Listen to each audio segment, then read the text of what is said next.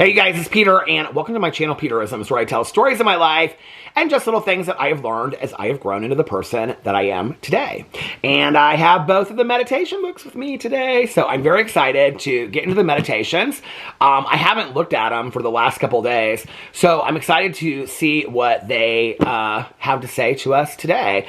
I kind of like to go into the meditation books and say, I wonder what my higher power or the universe is speaking to me today.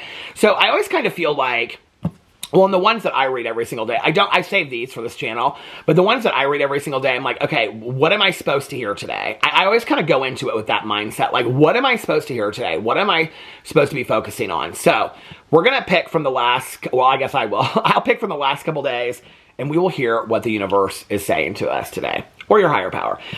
Okay, so the language of letting go, today it is March 17th. Let's see what the meditation for today is, March 17th. Empowering. Oh, that might be a good one. Yesterday's was positive energy. Oh, that's always a good one. Okay, let's see. Before that, removing the victim. I feel like I've talked so much about that. Trusting ourselves, clarity and direction. I think that might have been the last one. One of the last ones I looked at. Okay, let's save the empowering one. And then journey to the heart. Somebody commented on my video not too long ago and said that, I think they said their sponsor bought this book for them in early recovery. I love that comment so much because I feel like every sponsor I've ever had has given me a meditation book that it means so much to me. When I first got out of treatment, my dad and my stepmom gave me one. It's still, like, I have the inscription inside of it of what they wrote to me. My mom and I gave each other meditation books back and forth. Tanya and I have given each other. I've had other friends of mine that are sober that give. I think it's such a great gift. I love it. And so the Linda Picone one I've actually given quite a bit, and it's not a recovery-based one. It's a book of. I haven't read it over here in quite some time. The Book of Daily Positive Quotations. I love that meditation book so much. And I've given that out as a gift quite a bit. And actually, what's interesting about that book is I believe that's the book that at our bachelor party, one of Alex's friends from college, one of his guy friends from college, gave that, like, he gave us 2 separate gifts for our bachelor party, and he gave that to me, because he's like, I know you like these kinds of things, and I always like, I love when people give specific gifts like that. I do not think that you can go wrong with an affirmation book, a daily affirmation book. They have them literally for everything.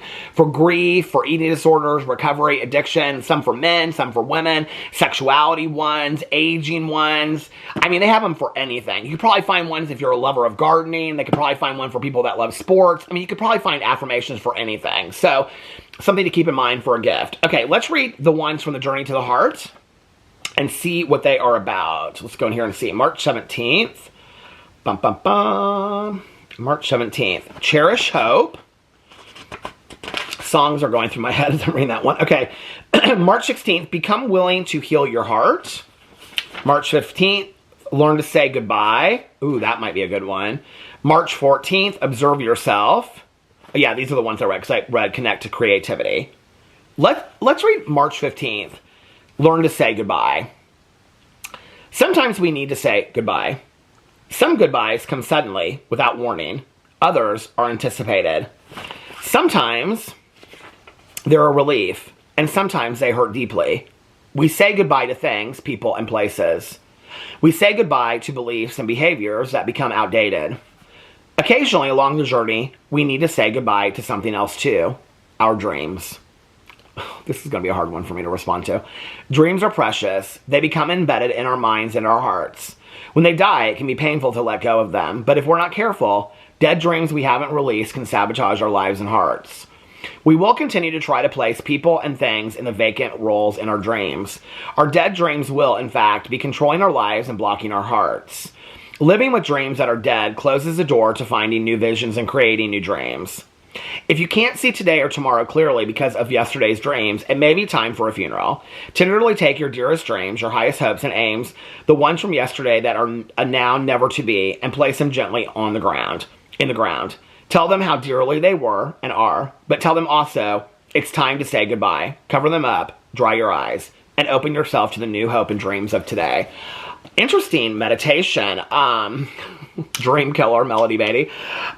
You know, I said during the middle of it, I'm going to have a hard time responding to this one because I'm not a believer that you should ever give up on your dreams. I don't believe that. I think if there are dreams that you have, you should always pursue them. And it doesn't mean that I think this is the other thing.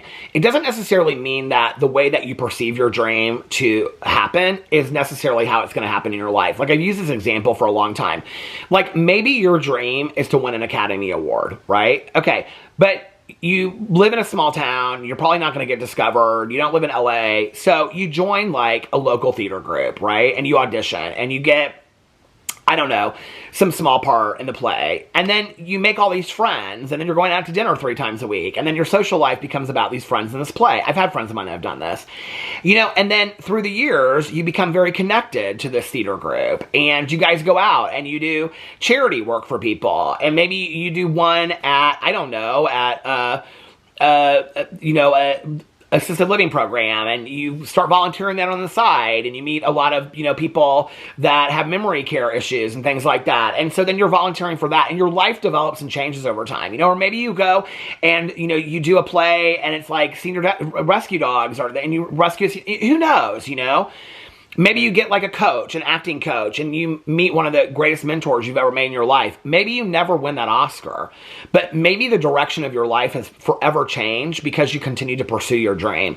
I think that's one of the reasons why I say always continue to pursue your dreams. But I also think, like what she's saying, I think there are certain dreams in life that I think it's been important for me to kind of look at and be like, okay, that is probably never going to happen. I think the fine line between this is I am very quick to talk myself out of things.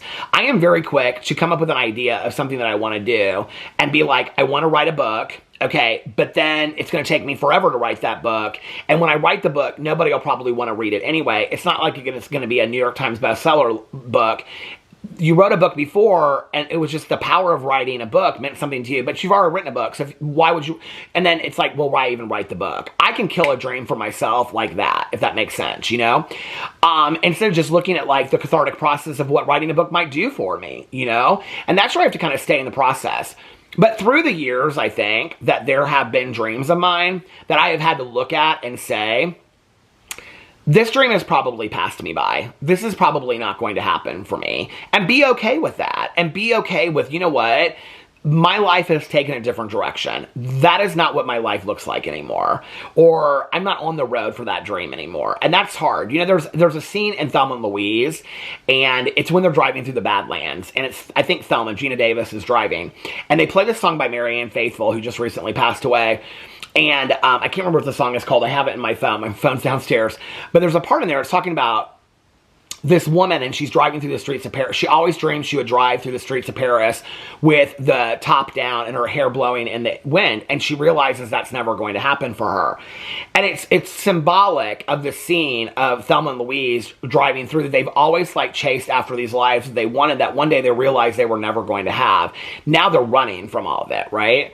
And I think you can make your dreams. I'm like a big believer in like whatever your dream is. Like I did a dream project years ago. Whatever your dream is, work on it. You don't know that dream won't turn into something else. But I do think that along the way, I've had to let go of some dreams, or at least where I thought that dream would happen, and be realistic with myself, I have seen friends of mine, in all honesty, that have got so lost in a dream that, and I think this is what Melody Beatty is talking about, that they have isolated themselves from friends, they've isolated themselves from family, they missed out on trips, they missed out on opportunities, they missed out on work opportunities that they would have probably ended up loving.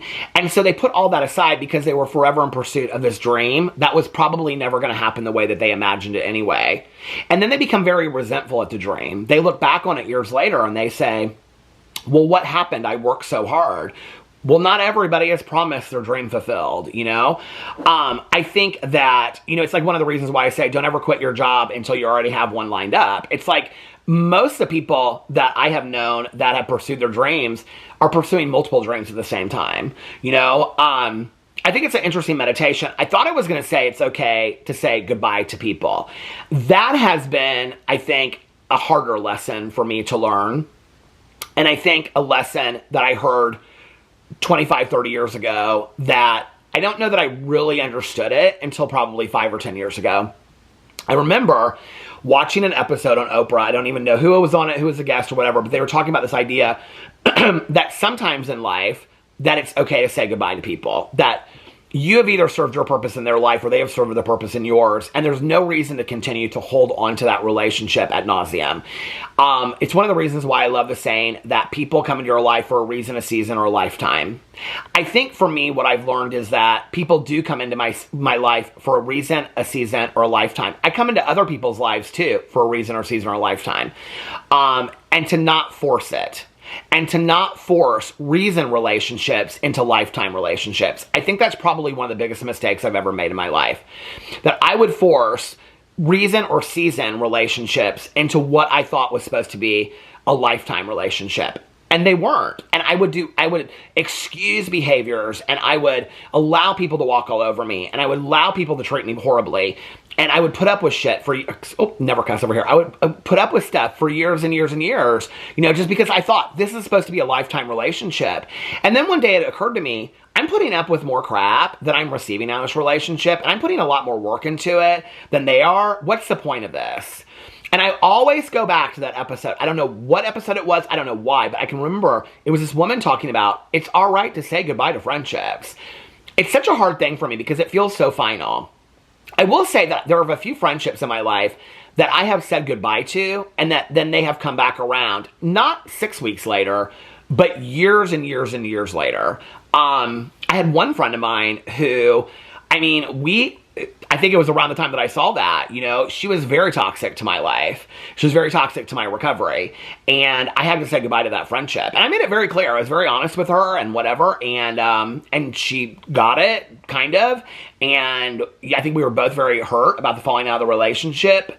And then I didn't talk to her for like 15, I think it was like 15, maybe 15 or so years until a mutual friend of ours passed away.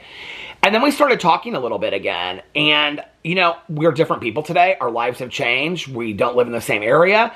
But we talk today. We talk. And her life is completely different than my life looks like. We don't have, our belief systems are pretty similar, but our likes and our interests are completely different.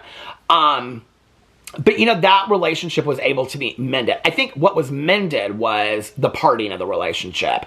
I think in retrospect, if you put us down in separate rooms, we'd both say, yeah, this was not a lifetime friendship, There's been other friendships of mine along the way, and I'm sure people have had to do it to me too, and say, I'm done with it. Whenever we talk about, toxicity or negativity, you have to realize when you're talking about that, there is somebody out there that has been affected by you in that way as well, that you've been that person for somebody else. When you get that, then it's a lot easier to set boundaries and limits for other people. When you realize that at some moment in time, you have probably been the one that was toxic to other people. You have probably been the one that has been negative to other people, and they've had to cut you out of their life, or they've had to set boundaries and limits for you. Once you realize that, it is much easier for you to set boundaries and limits with other people, because you realize, well, people have done it to me, and they've moved on, and they've gone, and it hurt, right? But maybe that change has allowed me to grow and change as a person.